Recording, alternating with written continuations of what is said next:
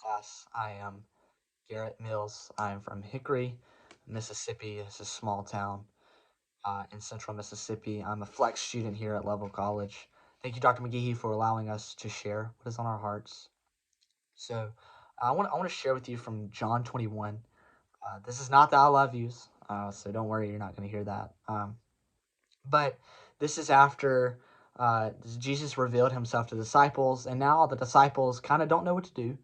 Um, It's like some of us sometimes. We don't really know what to do. Um, and so they decide that they're going to go back fishing. And so Peter says, let's go fish. And they go out fishing. They have not caught anything all night. I'm going to pick up in verse 4 of John 21. But when the day was now breaking, Jesus stood on the beach. Yet the disciples did not know that it was Jesus. So Jesus said to them, children, do you not have any fish to eat, do you? They answered him, no. And he said to them, cast the net on the right side of the boat, and you will find the fish. So they cast it, and then they were not able to haul it in because of the great quantity of fish. Therefore, that the disciple whom Jesus loved said to Peter, it is the Lord. So when Simon Peter heard that it was the Lord, he put on his outer garment, for he was stripped for work, and threw himself into the sea. But the other disciples came in the little boat, for they were not far from the land, but about 200 cubits away, dragging the net full of fish. So I'm going to stop there.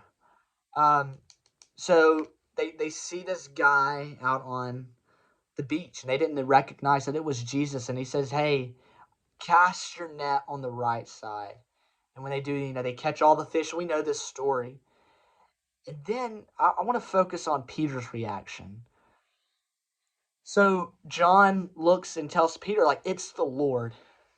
And so what does Peter do? And in classic Peter fashion, he just jumps out and swims. Peter looks like a fool in my head. And I imagine to some of the disciples, but I'm sure they came to expect that from him. And so Peter jumps off of the boat and he is swimming towards Jesus. And here's the thing, Peter just got done denying him 3 times. And a lot of us, and I know I probably would have been cowarding away from the guy that I just denied, from the Messiah. Peter jumped out of the boat and swam after him. Peter was willing to look crazy. In 2 Corinthians chapter 5, it says, for if we have lost our minds, it is for God. Peter was willing to live that verse.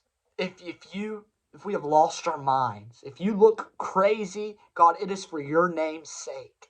How many of us are willing to look crazy for the gospel? Are we willing to jump out of the boat? And here's the thing about Peter. Peter jumped out of the boat not trying to see what he could gain from Jesus. He was willing to lose his mind, to look crazy, just to be with him.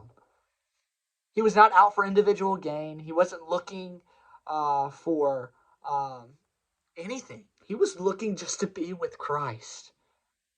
So as we journey through this semester and through the rest of this class is almost over, are we willing to do things that don't look normal? Are we willing to do things where people might look at us and say, that guy's crazy. That girl has lost her mind.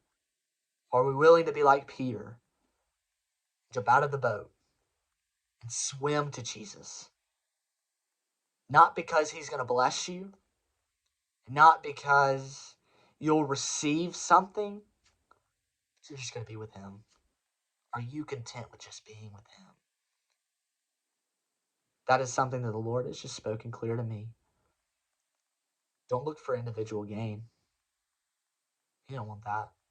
He wants relationship. Part of relationship is being willing to look crazy and obey. We're willing to jump out of the boat in obedience to be with God. Thank you for allowing me to share this morning. It's been hard for me because sometimes I don't want to look crazy. But he deserves that from us. He's earned that. So I pray for you. Be willing to stand out. Be willing to look different for his name's sake.